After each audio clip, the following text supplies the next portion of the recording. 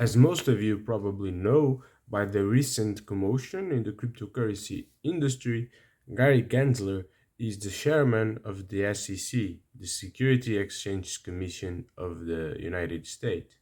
And lately, he's been having quite a questionable stance about cryptocurrency, a stance that has been aggravating with the recent lawsuits against Binance and Coinbase, and with the mention of several cryptocurrencies to be considered as securities in the United States, leading to a new leg down in the cryptocurrency industry. While it does feel like Gary Gensler is trying to bring down crypto, the good news is that he might get fired in the process and might be stopped to do it completely. And there is actually a bill put up front to do exactly that by US lawmakers. So if you want to learn more about it, stick around to the rest of the video.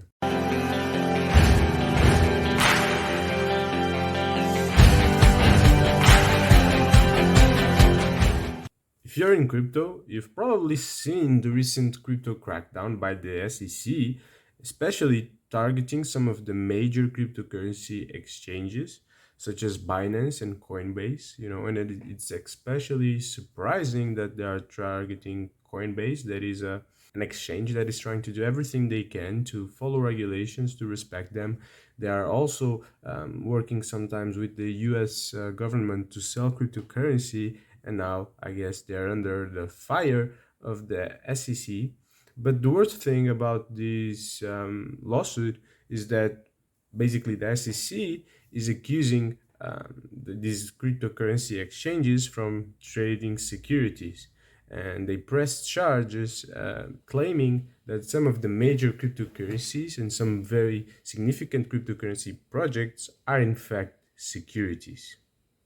For example, if we look at the Binance lawsuit, we can see that BNB and BUSD are considered securities, but in addition, we have other cryptocurrencies, some that seem pretty decentralized, such as Solana, ADA, Matic, Phil, Atom, Sand, Mana, Algo, AXS, and Cody, all being considered securities. While I can understand the reasoning for some of them, I guess, for example, in AX, the Axie team has actually told the public that they would tamper with the price of AXS to make sure there will be some price stability. But for example, in other cryptocurrencies like ADA, where there's a strong level of decentralization and there's not a single company or a single entity responsible for the development of ADA or even for the decisions, I think it's more surprising, I would say. But if that was not enough, a few days later, the SEC sues Coinbase as well for trading securities and not registering properly to do so. And in this case, they mentioned Solana, Cardano, Polygon, Falcon, the Sandbox, Axie Infinity, Chiliz, Flow, Internet Computer, Near, Dash, and Nexo. A lot of the tokens like ADA, Matic, Solana, Sand, XS from the previous Coinbase, Binance, lawsuit, but some new cryptos here as well, such as Chiliz and Internet Computer being considered securities as well. As you can imagine, these lawsuits from the SEC and calling these cryptos a security completely crushed the cryptocurrency market. If we look at the 7-day average, only Bitcoin and XRP were actually able to hold and have a positive week. The rest of the cryptocurrencies are down, with Ethereum down 3%, BNB down 15%, Cardano 20% on a weekly basis, Doge 7%, Solana 23%. Really crazy values, I would say, and not positive at all for the cryptocurrency industry. And certainly, investors that have invested in these assets, I think I wouldn't feel protected if I were them. For me, it's very negative to see these, not because of the cryptocurrency exchanges or anything else, but I think it's negative to see how the SEC is just going after cryptocurrencies. They are regulating by enforcement all the cryptocurrency industry without actually being open to talk with the cryptocurrency projects, to listen to them, to try to create regulations that suit this new industry that has a completely different dynamics from anything else. Because it's not fair to treat cryptocurrency based on laws that were made several years ago. The Huawei test was created in 1946, and it's what they are using to actually assess if the cryptocurrencies or anything else is actually a security. And while many cryptocurrencies fit some of these things, some of these criterias, for example, it's an investment of money, and that we have some expectations of product, and it's also a common enterprise where the price is shared and is the same for everyone, and where we expect to see some price appreciation through the efforts of a promoter or a third party. But in this case, for a lot of crypto projects, because they are extremely decentralized, it's hard to actually identify a third party or a promoter, because it's actually a community of people that is working and that is affecting the price appreciation of these tokens. So yeah, it's even these tests. If we look at the AOI test, a lot of the cryptocurrencies mentioned wouldn't be considered as securities, at least in my view, in the view of many people in the crypto space and outside of the crypto space. But the thing is, even there, it's not fair and it's not practical to consider all cryptocurrencies as securities, because, for example, for staking, if you add your cryptocurrency as a security, at each point you're staking and getting rewards, it would be like a taxable event. You'd have to have a broker taking care of that. You couldn't have self custody. You couldn't have yourself doing staking in the blockchain. So that, in my opinion, would be definitely extremely negative. And instead of protecting investors, it just takes all the power for them. Protecting these investors should be focused on giving them power, giving them control over their assets. And in this case, the SEC is trying to do the exact opposite. It's trying to take all these assets to their brokers and regulators, centralize them, and that's not even doable for cryptocurrencies and for the dynamics that cryptocurrencies have, as they work more like a currency than an asset. It works more as something that you can trade to get something you want than just an asset that is not like a stock, that you're not trading stocks to buy whatever you want, right? So yeah, it's truly a shame that the SEC is not open as other legislations like Europe, the United Kingdom, Dubai, or Singapore, to actually create uh, crypto legislations, new digital laws legislations that could fit into the market. And by doing so, I think with these actions, the SEC is only sending the companies, the crypto companies and projects where abroad. And they do have a lot of projects in the United States, so it's certainly a shame for them. I think at the end of the day, it will be worse for the United States than for crypto. Even though right now it feels like the opposite, because in the short term it's bad for crypto, but in the long term it will be bad for the United States, because they are driving away innovation instead of searching to attract it. And we all know that innovation brings progress, innovation brings economic growth. So yeah, it's certainly concerning, and I would be concerned more than just for the price of cryptos, but for the whole future of my country if I was in the United States right now. Because this is crypto, sure. I think crypto is going to be huge, but you might not agree. But if they have this kind of attitude and actions with a new nascent industry that is innovating, they will have it with other industries. And if you just drive away innovation, you're going to get left behind. And even China, through Hong Kong, is opening a bit more to crypto. So yeah, that's certainly a strange world and concerning world where we live in, because usually the United States, has a very open mind and is always trying to push innovation, and that's what grant him this status of superpower. But of course, not everyone in the United States is satisfied with the actions of Gary Gensler. In fact, there are many lawmakers, many politicians in the US that are not at all satisfied. And one of them is Warren Davidson, that just filed the SEC Stabilization Act. This act was introduced in the House of Representatives on June 12th, and one of the bill main provisions is to fire the Security Exchange Commission chairman, Gary Gensler. Here, as you can see, we have his statement. Pretty interesting statement, I would say. And he had declared before the intention to introduce this bill earlier this year. In fact, we have here a tweet on April with this intention. A tweet that was a response to the chief legal officer of Coinbase, where he was showing as well some of the opinions of SEC Commissioner Esther Pierce that is against some of the actions that are being carried by the SEC.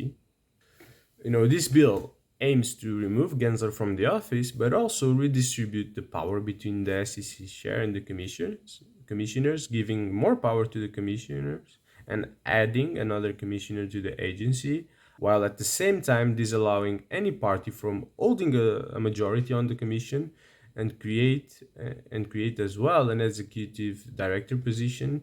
Of course, this lawsuit is not directly related with the cryptocurrency, but after the reply to the chief legal officer of Coinbase, and knowing that both these politicians, Davison and Hammer, are known to be pro crypto, very critical of the leadership of Gary Gensler on the SEC, it will certainly be something interesting for crypto, I would say, especially because we can clearly see that the SEC chairman right now, Gensler, is completely going after crypto with everything he has, and is not, available to negotiate, available to talk, available to understand the companies. Is just enforcing regulations that do not make sense for cryptocurrency. So hopefully we'll get some clarity from the judges, and hopefully we can get a better chairman that is actually able to do and open to do what they are supposed to do, that is regulate industries, nascent industries, and protect investors in doing so, but without killing innovation completely, right? But yeah, besides Warren Davison or Esther Pierce, there are other politicians unsatisfied with the leadership and regulation by enforcement of Gary Gensler, and how he's driving innovation away. And that's why, as you probably know, he was recently grilled by the House for Financial Services Committee, showing that it doesn't have as much support for what he's doing as you would think so. And you might find, in fact, a lot of people going against him and maybe even supporting this act to bring him down. However, I think it's important to understand and acknowledge that it won't actually be easier to send Gary Gensler out of the SEC chairman position, because these bills take some time. They take time to be approved. They need to gather a lot of consensus to be approved, and if it succeeds, as I told you before, it will take time. So we need to be ready and we need to be prepared, because meanwhile, before Gary Gensler is fired, what might actually happen is that we can see more lawsuits. Okay, and right now he's been targeting cryptocurrency exchanges, but we never know what they might target next. You can in fact start targeting DeFi, or in my opinion, it's even more likely that he'll actually target the companies that issued some of the cryptocurrencies that he already considered to be securities. So, one reality, I don't want to be the bearer of bad news, but I do think it's really important to warn you about this so you are prepared. But one reality is that he might actually sue the companies that are responsible for these cryptos, that have developed these cryptos initially and put them into the market. So you might see the creators of Solana, IOHK, Matic, Filecoin,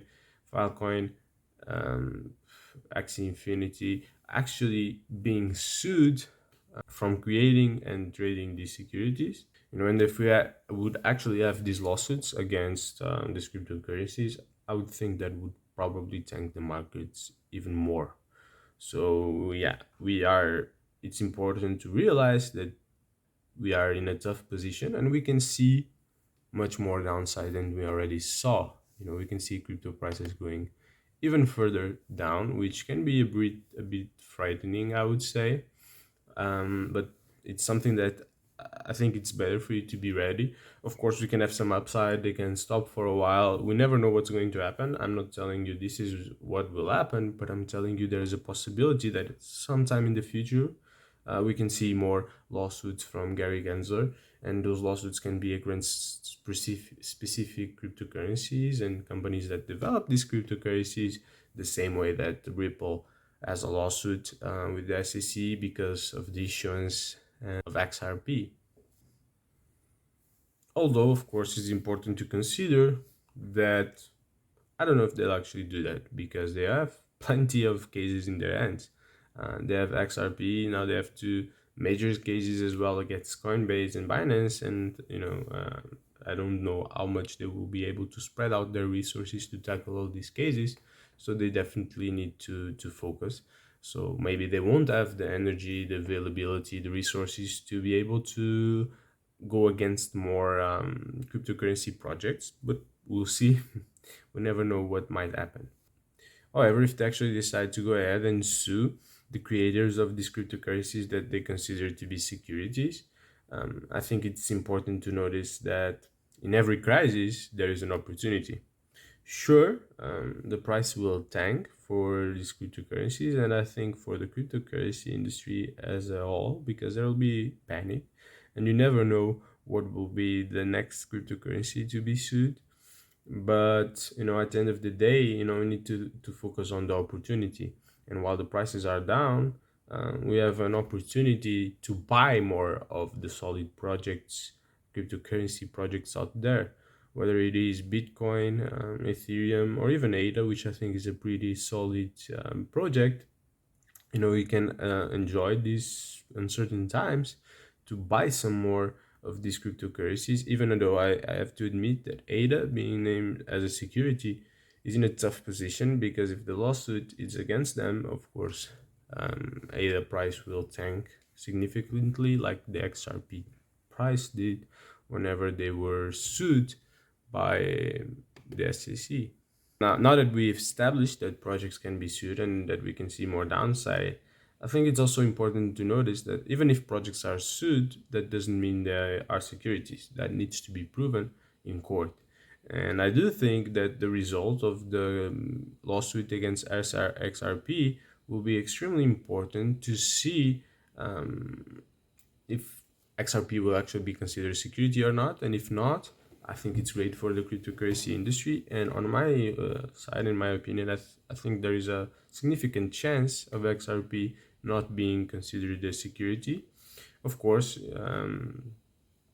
so if XRP is not considered a security for a lot of the other projects mentioned here, I think there is a good chance they won't be considered a security as well, which is positive because at the end of the day, these lawsuits will affect the price action of these projects for sure. But if they keep working, if they keep building, if they have the necessary funds, once they are able to solve this lawsuit and get past through it, they will actually run considerably.